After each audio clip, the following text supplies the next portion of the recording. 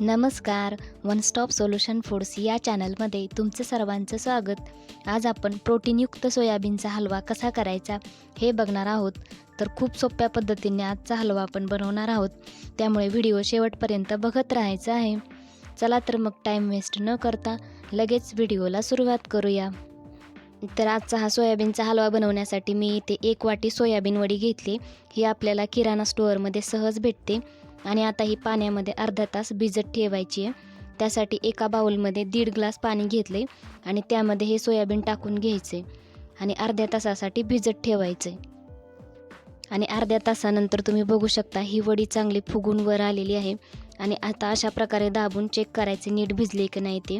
जर सॉफ्ट लागत असेल तर भिजली असं समजायचं. आणि आता हे आपल्याला मिक्सरमध्ये बारीक करून घ्यायचे. त्याआधी अशा प्रकारे दाबून पूर्ण पाणी पिळून काढायचे आणि मगच मिक्सरमध्ये बारीक करून घ्यायचे. इथे एक गोष्ट लक्षात ठेवायची, ती म्हणजे जास्त बारीक करायची नाही. तर 2-3 वेळा मिक्सर चालू बंद करायचे, म्हणजे मग जास्त बारीक होणार नाही.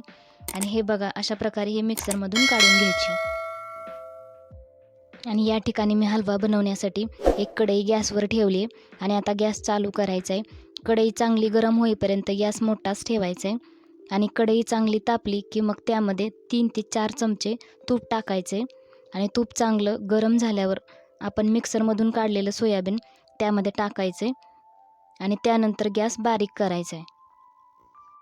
आणि आता हे थोडंसं ड्राय होईपर्यंत सतत हलवत राहायचे 5 ते 10 मिनिट.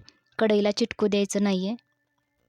आणि 10 मिनिटानंतर तुम्ही बघू शकता हे ड्रायसुद्धा झालेलं आहे आणि याचा कलरसुद्धा थोडासा चेंज झालेला आहे. आता यामध्ये थोडं थोडं दूध ॲड करायचे. दुधामुळे हलव्याला छान टेस्ट येईल. साधारण अर्धा ग्लास दूध टाकून हे चांगलं हलवत राहायचे. आणि त्यानंतर त्यामध्ये साखर टाकायची. ज्या वाटीने आपण सोयावडी घेतली होती त्याच वाटीने त्यापेक्षा थोडीशी कमी साखर टाकायची. तुम्हाला जर जास्त गोड आवडत असेल तर तेवढीच साखर टाकली तरीसुद्धा चालेल.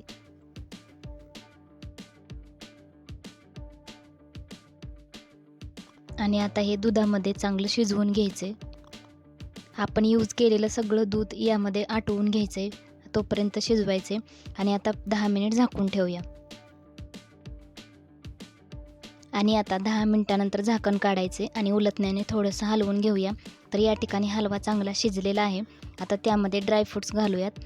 तर ड्रायफ्रूटमध्ये मी काजू आणि बदाम बारीक अशा प्रकारे कट करून घेतले आणि ते व्यवस्थित हलव्यामध्ये मिक्स करून घ्यायचे. ज्यांना सोयाबीनची भाजी खायला आवडत नसेल त्यांच्यासाठी तर हा सोयाबीनचा हलवा एक बेस्ट ऑप्शन आहे. आणि हा हलवा खाताना तुम्हाला जाणवणारसुद्धा नाही की हा सोयाबीनचा हलवा आहे. आणि आता जवळपास आपला सोयाबीनचा हलवा रेडी झालेला आहे. आता त्यामध्ये 1 चमचाभर विलायचीची पूड टाकूया आणि ते सुद्धा व्यवस्थित हलव्यामध्ये मिक्स करून घेऊयात. आणि आता शेवटी झाकून ठेवूया आणि गॅस बंद करूया. आणि इथे आपला सोयाबीनचा हलवा रेडी झालेला आहे. आता एका वाटीमध्ये काढून घेऊयात. आणि करायला एकदम सोपा आणि पटकन होणारा हा आयटम आहे, त्यामुळे तुम्हीसुद्धा लगेच ट्राय करा. आणि तुम्ही ट्राय केल्यानंतर सोयाबीनचा हलवा कसा झाला हे कमेंट करून सांगायला विसरू नका.